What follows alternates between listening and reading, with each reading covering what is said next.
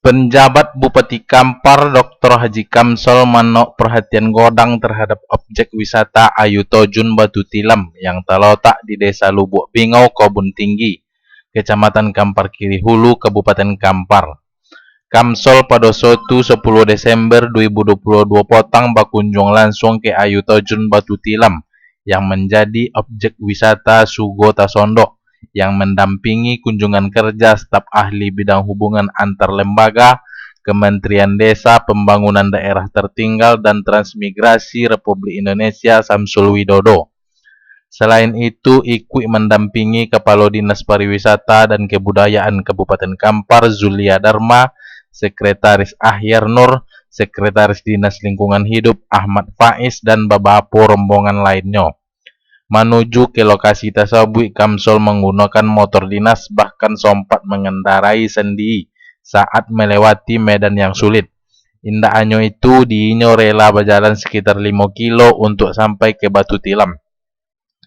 Penjabat Bupati Kampar Dr. Haji Kamsol mengatakan bahwa akan berjuang untuk memajukan objek wisata Batu Tilam dalam segala hal agar mendatangkan kesejahteraan bagi masyarakat. Kamsol juga akan memperjuangkan bagaimana masyarakat dapat hidup sejahtera di kawasan hutan lindung dan marga satwa hutan rimba Baling di Kecamatan Kampar Kiri Hulu. Begitu juga pembangunan desa tertinggal menuju desa indak tertinggal lagi. Dari Bangkinang Kota, Arif, Tim TV Ocu, Riau Raya TV mengabarkan.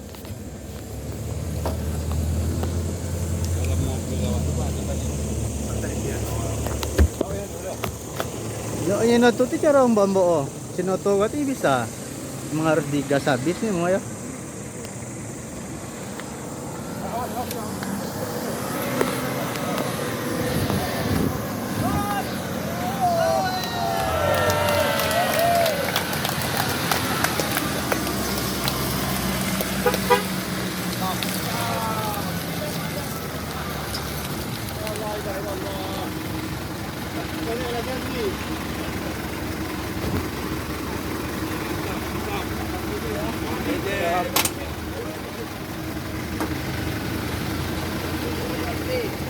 PJ.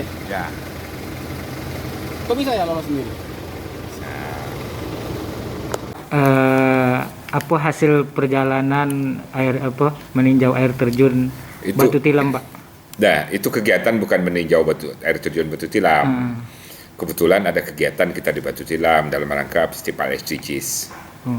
Iya. Kan saya mendampingi staf ahli Kemendes Pak Widodo. Sekaligus ada pelatihan untuk Pak Darwis juga.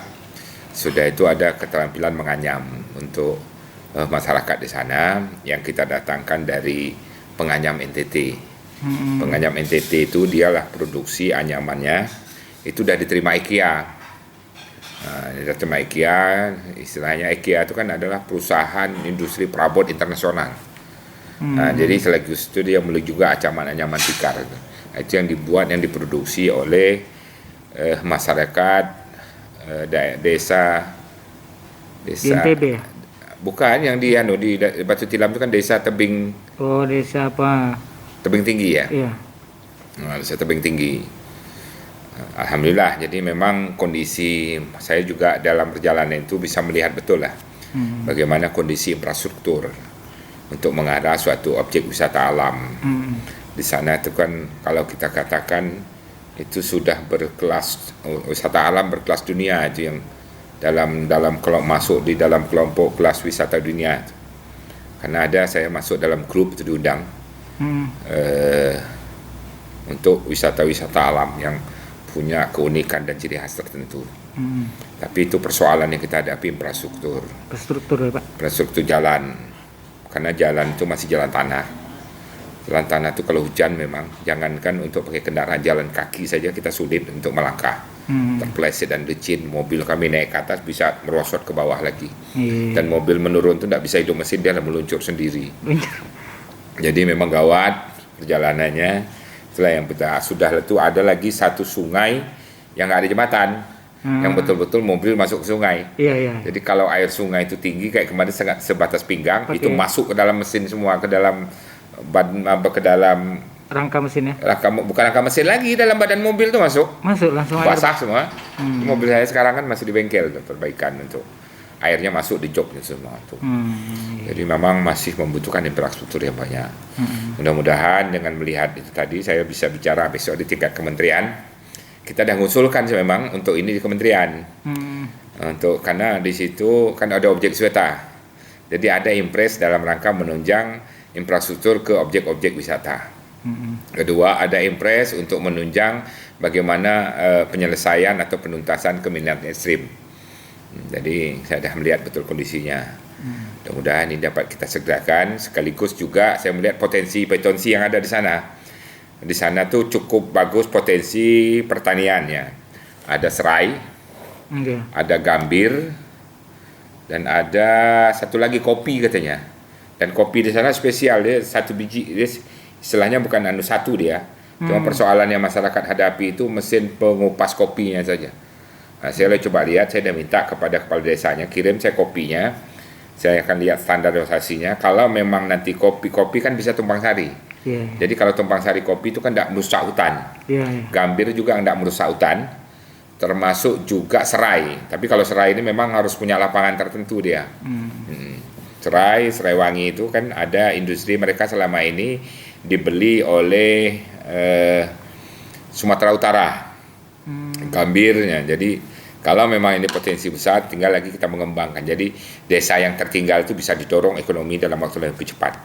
Jadi alhamdulillah itu kan semua itu harus kita tahu dan kita lihat betul-betul kondisi yang daerah di sana. Dan saya akan mencari, selama ini kan serai wangi itu kan minyaknya kan dikirim ke Sumatera Utara. Mudah-mudahan nanti ada investor yang mau mengolahnya, karena mereka terkendala mesin penyulingnya itu. Kapasitasnya masih belum bagus, perbuatan sendiri, sehingga nilai hasil produksinya masih rendah. Nah, jadi kita coba usahakan, kalau ada industri yang mau masuk, bangun mesin penyulingnya, masyarakat bisa bertanam lebih banyak lagi, termasuk juga gambir. Dan staf ahli Kemendes juga menyarankan panili, karena panili itu tumbuhan yang bisa tanam di hutan. Nah, seperti biasa kan. Nah, karena di sana ada 5.000 hutan desa. Nah, jadi hutan desa 5.000 itu kalau bisa ditumpang sarikan dengan menanam tumbuhan-tumbuhan hutan begitu, jadi bisa memberi nilai ekonomi kepada masyarakat Tebing Tinggi dan sekitarnya, atau wilayah Kampar Kiri Hulu lah di 13 desa jalur kuning. Itu yang konsep yang kita dorong ke depan.